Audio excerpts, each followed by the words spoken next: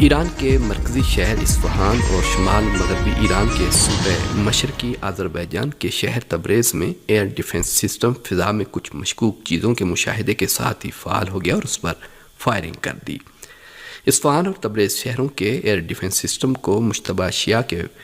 مشاہدے کے بعد فعال کیا گیا۔ باخبر ذرائع کے مطابق دھماکہ ہونے یا میزائل لگنے کی کوئی اطلاعات موصول نہیں ہوئی۔ ایرانی آرمی کے اعلیٰ افسر میہن دوست نے کہا ہے کہ صبح اصفہان کے نواحی علاقوں میں صبح 4 بجے کئی دھماکوں کی آوازیں سنی گئیں۔ ان کے مطابق صوبے کے مشرقی علاقے میں کوئی مشکوک چیز فضا میں دیکھی گئی، جس کے بعد دفاعی سسٹم نے اس پر فائرنگ کر دی۔ تاحال ان مشکوک اشیاء کے بارے میں کوئی تفصیلات موصول نہیں ہوئیں۔ اس رپورٹ کے مطابق انتہائی حساسیت کی وجہ سے ایئر ڈیفنس سسٹم نے اصفہان ایئر بیس کے اطراف میں فائر کیے۔ اس کے علاوہ تبریز شہر کے مغرب میں اور وادی رحمت کے اطراف میں ایک مشکوک چیز کے نظر آنے کے بعد تبریز ایئر ڈیفنس کو فعال کیا گیا۔ مقامی ذرائع کے مطابق واقعے میں کسی قسم کو کوئی نقصان نہیں ہوا اور نہ ہی کسی طرح کی کوئی ایسی خبر ملی ہے۔ تمام شہروں میں حالات معمول پر ہیں۔ صدر ایران سید ابراہیم رئیسی نے کہا کہ اگر صہیونی حکومت میں پھر کوئی غلطی یا اسلامی جمہوریہ ایران کی سرزمین پر معمولی سی بھی جارحیت کی تو ایسا جواب دیا جائے گا کہ وہ اور اس کے حامی پشیمان ہو جائیں گے۔ صدر ڈاکٹر ابراہیم رئیسی نے جمعرات کی شام شہر شارود میں ایک عوامی اجتماع سے خطاب میں کہا کہ آج پورا عالم اسلام اور انسانی دنیا فلسطین کے دفاع اور ظالم صہیونی حکومت کی مخالفت میں اسلامی جمہوریہ ایران کے موقف کی حقانیت سے واقف ہو چکی ہے۔ صدر ایران نے آپریشن وعدہ صادق کی طرف اشارہ کرتے ہوئے کہا کہ سنی حکومت اور امریکہ نے یہ سمجھ کر کہ وہ ہمارے شرف کو مجروح کر سکتے ہیں ہماری قونصلیٹ پر جو ہماری سرزمین کا حصہ شمار ہوتی ہے حملہ کیا، لیکن جب انہوں نے جرم کا ارتکاب کیا تو ان کی تنبیہ ضروری تھی اور ایران کی ملت نے ان کی تنبیہ کر دی۔ صدر ابراہیم رئیسی نے کہا کہ میں ایرانی قوم، مسلح افواج اور عوام کے ایک ایک فرد کی طرف سے کہتا ہوں کہ اگر صہیونی حکومت نے پھر کوئی غلطی کی یا اسلامی جمہوریہ ایران کی مقدس سرزمین پر معمولی سی بھی جارحیت کرنی چاہیے تو ایسا جواب دیا جائے گا کہ وہ بھی اور اس کے حامی پشیمان ہو جائیں گے۔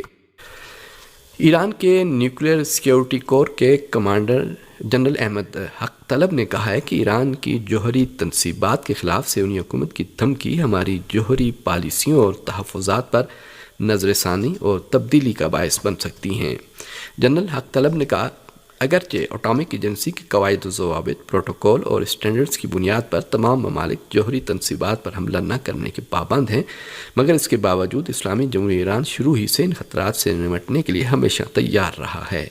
انہوں نے واضح کیا کہ صہیونی دشمن کے ایٹمی مراکز کی نشاندہی کر لی گئی ہے اور تمام اہداف کے بارے میں ضروری معلومات ہمارے اختیار میں ہیں۔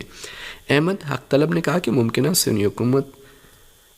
صہیونی کارروائی کا جواب دینے کے لیے ہم ان کے اہداف پر طاقتور میزائل داغنے کے لیے تیار ہیں۔ ان کا کہنا تھا کہ اگر صہیونی حکومت نے ہمارے ایٹمی مراکز اور تنصیبات کے خلاف کارروائی کرنے کی کوشش کی تو اسے یقینی طور پر ہمارے سخت رد عمل کا سامنا کرنا پڑے گا اور صہیونی ایٹمی مراکز پر جدید ہتھیاروں سے حملہ اور اس کے خلاف آپریشن کیا جائے گا۔ شہدائے غزہ کی تعداد 34,000 کے قریب پہنچ گئی ہے۔ فلسطین کی وزارت صحت نے جمعرات کی شام اعلان کیا ہے کہ شہدائے غزہ کی تعداد 33,977 ہو گئی ہے۔ اس رپورٹ کے مطابق غزہ پر 195 دن سے جاری غاصب صہیونی حکومت کے حملوں میں شہید ہونے والوں کی تعداد 33,970 اور زخمیوں کی تعداد 76,770 ہو گئی ہے۔ فلسطین کے محکمہ صحت نے بتایا کہ غاصب صہیونی حکومت کے فوجیوں نے گزشتہ 24 گھنٹے میں غزہ کے مختلف علاقوں میں 7 بار حملے۔ غزہ میں فلسطین کی وزارت صحت نے اسی کے ساتھ بتایا کہ اس وقت شہر غزہ اور شمالی غزہ پٹی میں مختلف مہارتوں کے ڈاکٹروں پر مشتمل میڈیکل ٹیموں اور فیلڈ ہاسپٹلز کی اشد ضرورت ہے۔ اشرف القدرہ نے کہا کہ صہیونی فوج کے وحشیانہ حملوں اور بربریت میں ہمارے مختلف شعبوں کے ماہر ڈاکٹر اور طبی عملے کے افراد شہید ہو چکے ہیں۔ فلسطین کے محکمہ صحت کے ترجمان نے مزید کہا کہ ہمیں شہر غزہ اور شمالی غزہ پٹی میں عوام کو بنیادی اور فوری طبی خدمات فراہم کرنے کے لیے ایسے عارضی اسپتالوں کی ضرورت ہے جن میں آپریشن تھیٹر اور خون وغیرہ کی جانچ کے لیے تجربہ گاہیں اور دیگر سہولیات موجود ہوں۔ فلسطین کے خبری ذرائع نے آج صبح شمالی مقبوضہ فلسطین میں راکٹ اور میزائل حملے کے بعد خطرے کے سائرن بجنے کی خبر دی ہے۔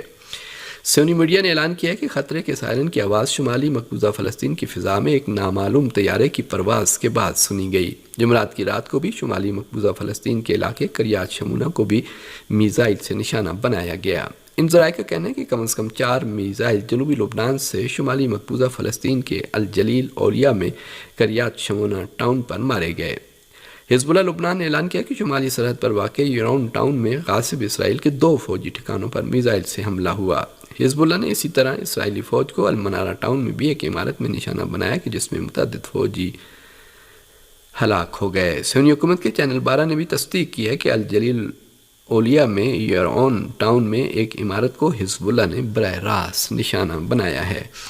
اسی طرح ایک اور کارروائی میں حزب اللہ کے مجاہدین نے کفر شعبہ میں روئی 7 فوجی چھاونی کو میزائل سے نشانہ بنایا کہ جو ٹھیک اپنے نشانے پر لگا۔ دوسری جانب بعض رپورٹوں کے مطابق شمالی مقبوضہ فلسطین کے علاقوں آدمیت، ایلون، ہانیات، یارا اور ارب الارام شاہ میں بھی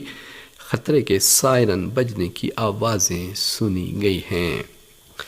اسرائیلی کابینہ نے ہیگ کی عالمی عدالت کی جانب سے نیتن یاہو اور دیگر صہیونی حکام کی ممکنہ گرفتاری کا حکم صادر کیے جانے کا جائزہ لینے کے لیے ہنگامی اجلاس منعقد کیا ہے۔ سیونی میڈیا ذرائع کے مطابق اسرائیلی حکام میں تشویش پائی جاتی ہے کہ کہیں عالمی عدالت انصاف غزہ میں نسل کشی کے باعث سیونی وزیراعظم نیتن یاہو اور ان کی کابینہ کی گرفتاری کا وارنٹ جاری نہ کر دے۔ سیونی وزیراعظم نیتن یاہو نے اس موضوع کا جائزہ لینے کے لیے ہنگامی اجلاس طلب کیا ہے۔ سیونی وزیراعظم نے اس اجلاس میں اس بات کی جانب اشارہ کرتے ہوئے کہ اسرائیل کو اپنے وجود کا خطرہ لاحق ہے، خطرے کا مقابلہ کرنے کے لیے ملکی قوتوں کے متحد ہونے کی اپیل کی ہے۔ یاد رہے جنوبی افریقہ کی جانب سے ہیگ کی عالمی عدالت میں سیونی حکومت کے خلاف قائم مقدمے کا فیصلہ سناتے ہوئے عالمی عدالت نے تل ابیب کو غزہ میں نسل کشی روکنے کے لیے کوئی اقدام کرنے کا پابند بنایا تھا۔ فلسطین کی تحریک حماس اور فلسطینی انتظامیہ نے امریکہ کی جانب سے اقوام متحدہ میں فلسطین کی رکنیت کی قرارداد ویٹو کر دیے جانے کی مذمت کی ہے۔ تحریک حماس کے بیان میں کہا گیا ہے کہ اقوام متحدہ میں فلسطین کی مکمل رکنیت کی امریکہ کی جانب سے مخالفت دنیا کے انتظام چلانے میں امریکی حکومت کے تنہا ہونے کا باعث بنے گی۔ تحریک حماس نے عالمی برادری سے مطالبہ کیا کہ امریکی حکومت کے ارادوں کو ناکام بنانے اور فلسطین کی جدوجہد اور جائز حقوق کی بحالی کے لیے واشنگٹن پر دباؤ ڈالے۔ آج جن انتخابات کا سلسلہ شروع ہوا ہے اور 7 مرحلوں میں وہ جا کر 1 جون کو اختتام پذیر ہوگا، اس کو ماہرین آزادی ہند کے بعد دوسرا اہم ترین انتخاب سمجھ رہے ہیں اور کہہ رہے ہیں۔ ایک انتخاب آزادی کے بعد جو سن 1951-52 میں ہوا تھا اور نسبتاً طولانی دورانیے کے ساتھ ہوا تھا، اس کو بہت اہم انتخاب سمجھا جاتا تھا۔ عوام کا ظاہر ہے کہ آزادی کے بعد جو ان کو برطانوی سامراج سے ملی تھی، اس کے بعد جمہوریت کے تقاضے کے پیش نظر وہاں پر پہلا انتخاب عمل میں لایا گیا، اور اس کے بعد یہ جو انتخاب ہو رہا ہے، اس کو جو ماہرین اہم ترین دوسرا انتخاب قرار دے رہے ہیں، اس کی وجہ یہ ہے کہ ان کا ماننا ہے کہ اس وقت برسر اقتدار سیاسی جماعت بھارتی جنتا پارٹی اور اپوزیشن جماعتوں بشمول اقلیتوں، ان دونوں کے درمیان ایک رسہ کشی ہو رہی ہے، شدید طور پر سیاسی رسہ کشی، جس میں یہ الزام لگایا جا رہا ہے حکومت پر کہ یہ آئین میں، ملکی آئین میں تبدیلی کی جانب بڑھ رہی ہے۔ اور اس حوالے سے متعدد بیانات جو حزب حاکم ہے یا برسر اقتدار جماعت ہے اس کے سینئر لیڈران کے آ چکے ہیں، اور باوجود کہ وزیر اعظم مودی صاحب نے اس بات کی تردید کی ہے اور اسے ایک غلط پروپیگنڈا اور افواہیں قرار دے کے اس کو مسترد کیا ہے، اور انہوں نے یہ کہا ہے کہ جو کچھ آئین میں تبدیلی کی بات کر رہے ہیں یہ درست نہیں ہے، لیکن اس کے باوجود اپوزیشن جماعتوں، خاص طور سے کانگریس، سماجوادی پارٹی اور اس کے علاوہ اور جو دوسری بڑی جماعتیں ہیں، راشٹریہ جنتا دل وغیرہ، ان کا سنگین الزام حکومت پر یہ ہے کہ یہ آئین میں تبدیلی کی طرف بڑھ رہی ہے اور اسی ایجنڈے پر یہ گزشتہ برسوں کے دوران کام کرتی رہی ہے۔ اور اس کی نشانی کے طور پر جو بات ذکر کی جا سکتی ہے وہی میں نے بتایا کہ کئی بڑے لیڈران کی طرف سے جن کا تعلق بھارتیہ جنتا پارٹی سے ہے، وہ اس بات کی نشاندہی کر چکے ہیں، صاف طور پر یہ کہہ چکے ہیں کہ اگر ہمیں آئین میں تبدیلی چاہیے تو ہمیں 400 سیٹیں کم از کم ہمیں جیتنا ہوں گی، اور اس کے بغیر ہم آئین میں تبدیلی نہیں کر سکتے، اور آئین میں تبدیلی کوئی خاص بات نہیں ہے، اور وقت کے تقاضوں کے پیش نظر آئین میں تبدیلی کی جا سکتی ہے، تو اس سے گھبرانے والی بات نہیں ہے۔ اور یہ ایک مسئلہ جو اس انتخاب کے حوالے سے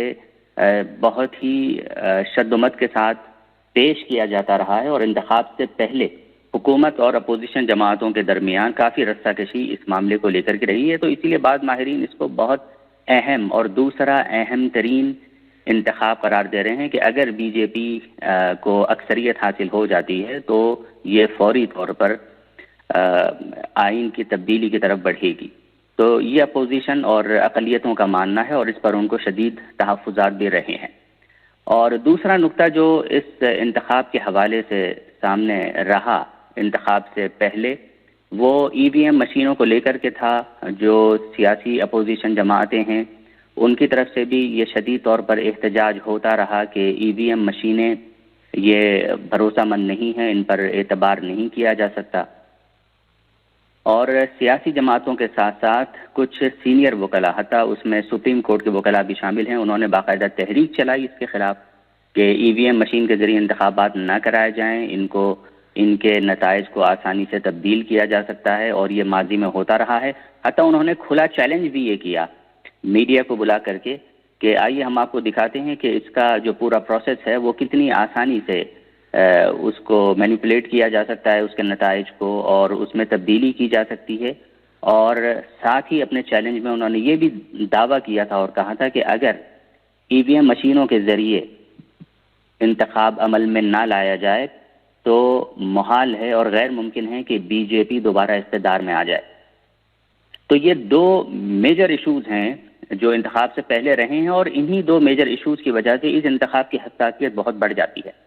آج پہلے مرحلے کے انتخابات ہوئے اور پولنگ ہوئی، اس میں 21 ریاستوں میں اور باقی دیگر علاقوں میں ہوئے تھے، اور یہ سلسلہ یکم جون کو جا کے ختم ہوگا۔ ریاست یو پی ایک ایسی ریاست ہے کہ جس کے حلقوں میں 7 مراحل میں ووٹنگ ہوگی، اور یہ ووٹنگ کا عمل اس وقت جو ہے وہ بہت ہی شد و مد کے ساتھ اور زور و شور کے ساتھ جاری تھا۔ کوئی ابھی تک ایسی ناخوشگوار واقعی کی رپورٹ حاصل نہیں ہوئی ہے۔ بڑی تعداد میں سیکیورٹی فورسز اور سیکیورٹی اہلکاروں کو تعینات کیا گیا ہے۔ اور جہاں تک رہی بات جیتنے کی اور کامیابی کی، وہ برسر اقتدار جماعت بی جے پی کی طرف سے بھی بڑے دعوے کیے جاتے رہے ہیں انتخابات سے پہلے تک، اور اپوزیشن کی طرف سے بھی یہ دعوے ہوتے رہے ہیں کہ اب جو حکومت کے خلاف جو تحریک ہم نے چلائی ہے اس کے نتیجے میں بھارت کی عوام میں وہ بیداری آئی ہے، اور وہ سمجھ چکے ہیں، اور وہ اب اپنا صحیح انتخاب عمل میں لائیں گے، کسی دوسری سیاسی جماعت کو موقع دیں گے کہ وہ اقتدار میں آئے۔ تو اس طرح کی باتیں انتخاب سے پہلے رہی ہیں، لیکن اگر رزلٹ کے حوالے سے اور نتائج کے حوالے سے دیکھا جائے تو ہمیں اور دنیا کو 4 جون تک انتظار کرنا پڑے گا، اور 4 جون کو ان انتخابات کے نتائج باضابطہ طور پر سامنے آئیں گے۔ ووٹنگ کی گنتی اسی دن شروع ہوگی، اور آہستہ آہستہ بتدریج اس کے نتائج آنا شروع ہوں گے۔ فی الحال جو اندازے بتا رہے ہیں، اور دونوں طرف سے،